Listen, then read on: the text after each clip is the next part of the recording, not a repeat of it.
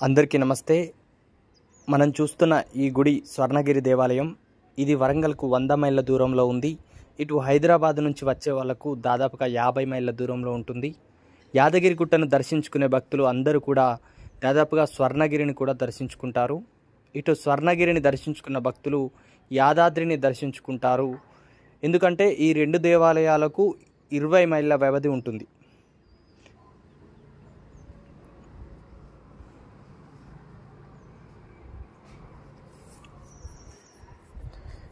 ఒకసారి గుడి నిర్మాణం కనుక చూసుకున్నట్లయితే మొదట స్వామివారి పాదాలను దర్శించుకొని మెట్లు స్టార్ట్ అవుతాయి. ఈ మెట్లు 108 వరకు ఉంటాయి. మెట్లు ఎక్కుతున్న కొద్దీ 10 దశావతార మండపాలు మనకు కనిపిస్తూ ఉంటాయి. ప్రతి మండపానికి గాను స్వామివారి యొక్క 10 అవతారాలు ఆ యొక్క మెట్లు ఎక్కుతున్న ద్వారంలోనే మనకు కనిపిస్తూ ఉంటాయి. ఆ తర్వాత గుట్టపైకి చేరుకుంటాం. ఇలా దర్శనం చేసుకోవడాన్ని అంతా కూడా వైకుంఠ ద్వార దర్శనం అనేది ఇక్కడ చెప్పుకుంటారు. ఈ గుడిలో విగ్రహాలకు అద్భుతమైన రూపాలను ఉపయోగించిన రాయంతా కూడా నల్లరాతితో తయారు చేసినటువంటి విగ్రహాలతోటే ఇక్కడ అంటే దాదాపుగా నల్లరాతిని ఉపయోగించే ఇక్కడ విగ్రహాలు అనేవి చాలా అందంగా తీర్చిదిద్దారు. ఇక స్వర్ణగిరి శ్రీ వెంకటేశ్వర స్వామి విగ్రహాన్ని చాలా అద్భుతంగా ఇక్కడ ప్రతిష్ఠించారు. ఇక్కడ స్వామివారి రథం మరియు 30 ఫీట్లతో ఎత్తైన హనుమాన్ విగ్రహం, అలాగే జలనారాయణుడి విష్ణుమూర్తి విగ్రహాన్ని కూడా ఒక నీటిలోనే తను పాము పైన పవలిస్తున్నట్టుగా విష్ణుమూర్తి విగ్రహాన్ని కూడా చాలా చక్కగా రూపుదిద్దారు మానపల్లి హిల్స్ వారు.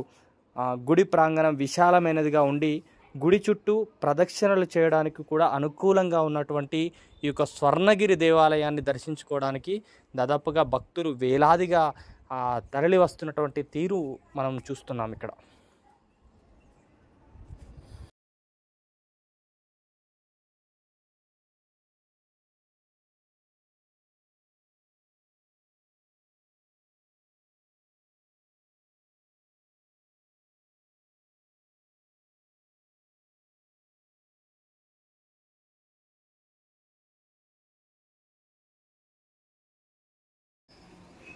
ఇప్పుడు మనం లైవ్లో చూస్తున్నట్లుగా సాక్షాత్తు విష్ణుమూర్తి పాము పైన పవలిస్తున్నట్టుగా నీటిలో జలనారాయణుడి వలె దర్శనమిస్తున్నటువంటి తీరు మనం ఇక్కడ చూడవచ్చు. విగ్రహాన్ని చాలా చక్కగా అద్భుతంగా నల్లరాతితో నిర్మాణం చేశారు పూర్తిగా కూడా. ఇక్కడ ఉన్నటువంటి మనకు కనిపిస్తున్నటువంటి ఈ గోపురాలకు